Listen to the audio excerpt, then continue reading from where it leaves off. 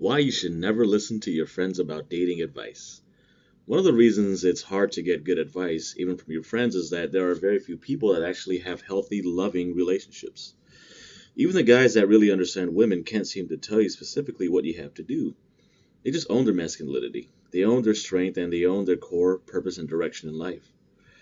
They're naturally confident with women because they grew up in a very loving household or they have learned for themselves for what it takes. I have a few close friends who are naturally good with women.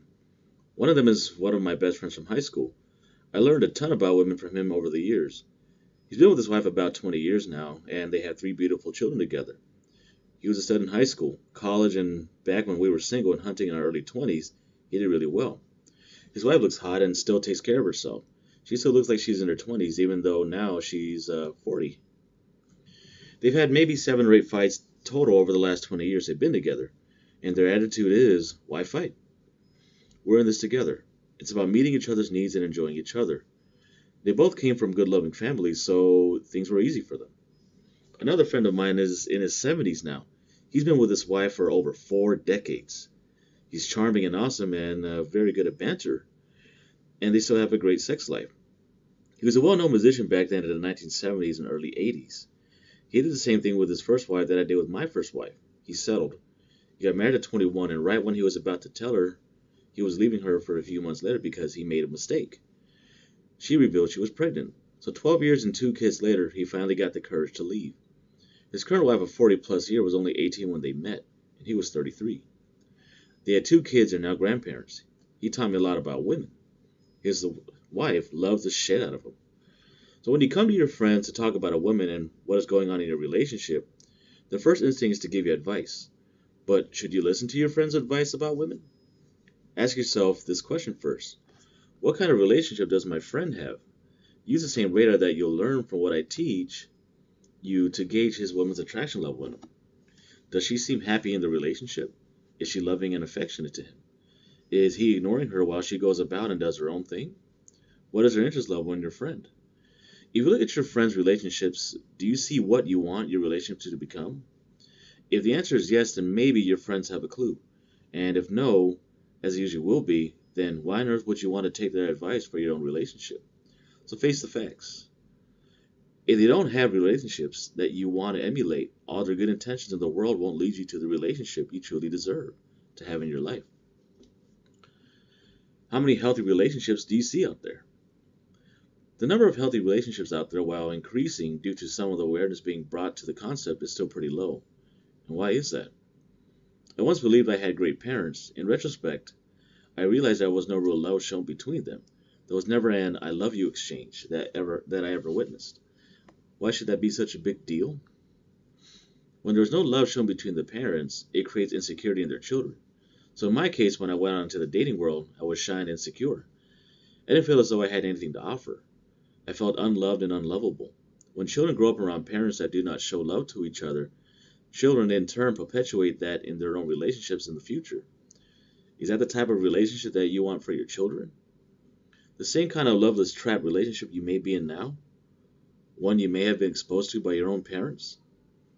Parents stay together for years without showing the proper example of a loving, healthy relationship to their children. This in turn makes kids think that's just the way things are. They become emotionally and mentally conditioned and anchored into feeling like dysfunctional relationships are normal. If the parents had worked to maintain a healthy relationship or separated into other healthy relationships, the kids might have had a clue by the time they reached their own teenage dating years. I had one friend who was married to a girl that he got pregnant at the age of 16 or 17. Over the years, what may have seemed like a love at first sight turned into a marriage solely for the sake of the children. He began to have an affair. She started gaining weight, and a lot of it. She was seeking her happiness in food and using it to fill her up with that feel-good sensation she was missing in her marriage. At a wedding for a mutual friend, the husband and the wife shot one negative barb after another at each other. Both of their boys were extremely obese, very unhappy, and had low self-esteem. These children hadn't even reached dating age yet, and they were already caught in the same trap of the misery perpetuated by their parents. They'll probably end up seeking out the same type of relationships for themselves, never knowing that there can be better for them. They'll end up perpetuating the pain for another generation. So parents may think they are staying together for the sake of the children, but kids need to see parents in happy, Loving, supportive relationships. The choices you make in your relationship life can certainly have an impact on the other people around you, especially the kids. There's also the impact on yourself to consider, as well as the happiness of the other person in the relationship. I've already said it before. If you're not growing together in a direction, then maybe you need to consider going your separate ways so that you can continue to grow. The quality of your life is in direct proportion to the quality of the people you consistently spend your time with. And that's something to think about. The ultimate impact in a relationship that involves children is how they carry their own relationship knowledge forward with them. Your legacy to your children should be learning what unconditional love looks like, not only in your love for them, but in your love for your partner. Your example is what sets the way for them to find the kind of love in their lives in the future. So ultimately, the only way to see healthier relationships around us is to be a part of building our own happiness and letting it follow forward through the next generation. Perceptions of control. It's so important that people learn the information I had to offer. Only 3% of all men actually understand women. The divorce rate is over 50%, and the other 47% are simply too weak or not miserable enough to do anything about it. All you have to do is go to a mall, a public event, or dinner and just look at around at other couples. Half of them are sort of staring into space and they're not talking. I've gone to dinner and seen couples where the husband is reading a magazine and the wife is reading a paper. They're just kind of present. They are hanging out as roommates. They probably haven't had sex in years either.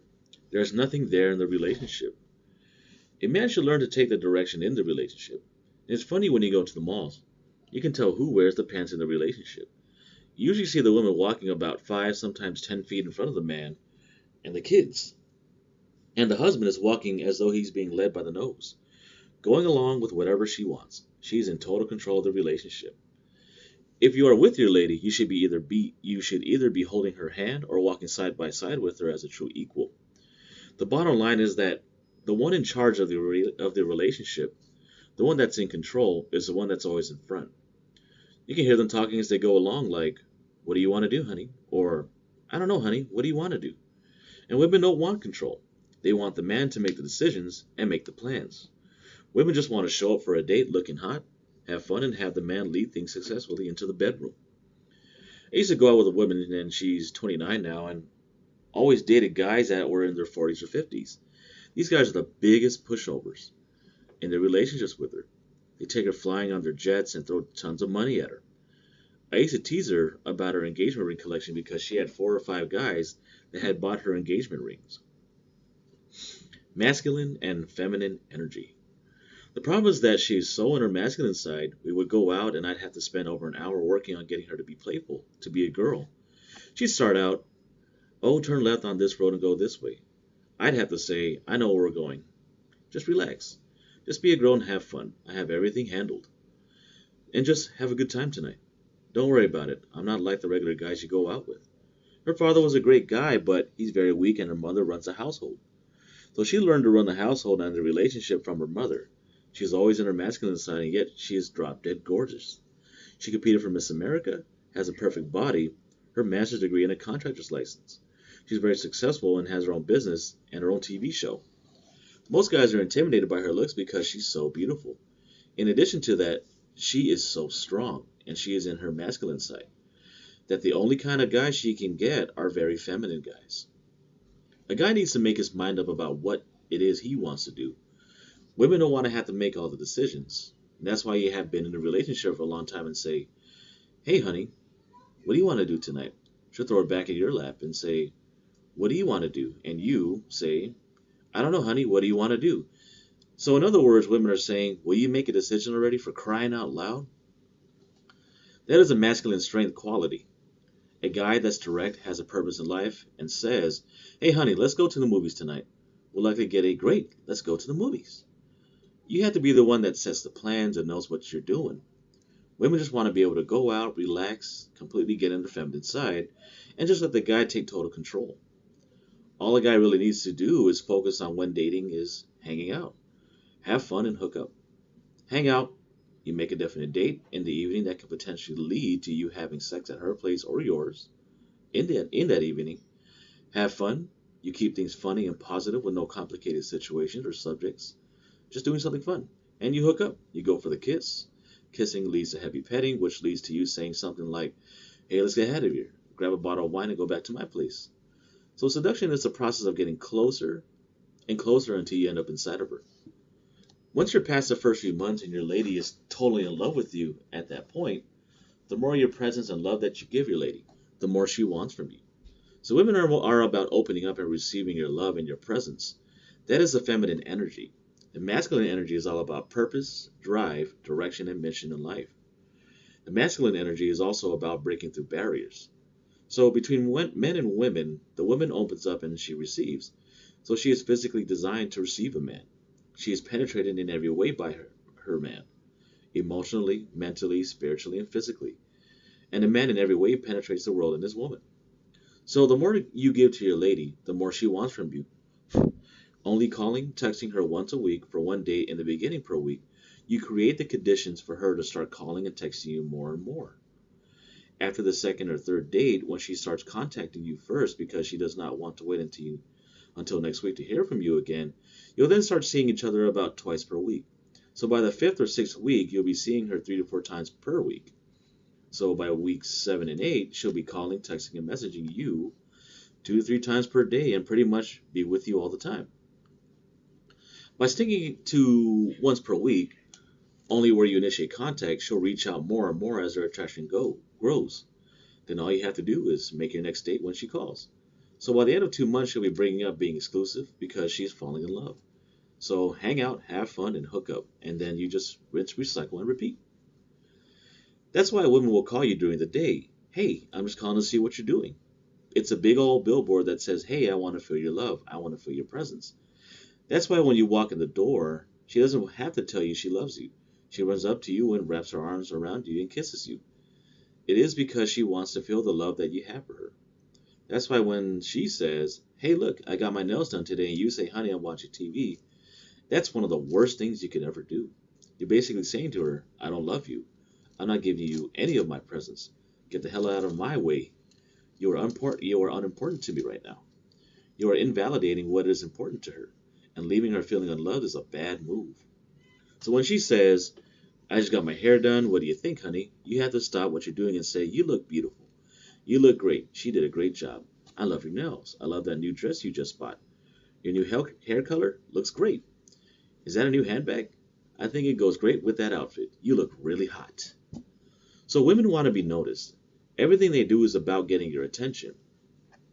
That's why it is so important to understand this. One of the most recent testimonials was from a friend who told me I saved his relationship. His girlfriend was doing everything she could to try to get his attention. All she wanted to do was feel him. I told him, "Your sole purpose for being in that relationship is to give to her. So you either need to give to her or go out and get yourself a hooker. That way you can have a transactional based relationship with no emotional attachments." So once he understood that, he realized everything she was doing. The clothes she was wearing, the hair. It was all about her saying, "I want to feel your love.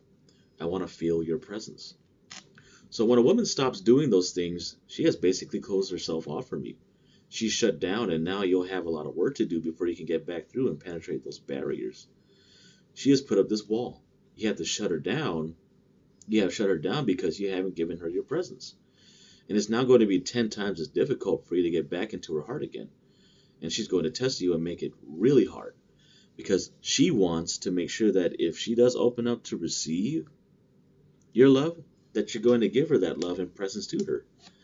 That's why communication is so important. I'm not going to tell you that having a healthy, loving relationship is easy. It takes a lot of work.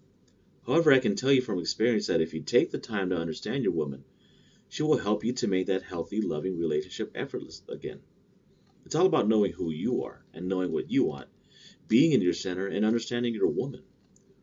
Once you get these concepts, you can not only have a wonderful, loving relationship, but you can grow in your own person, help her to grow in her own person, and perpetuate a healthy, loving lifestyle that will be emulated for generations to come.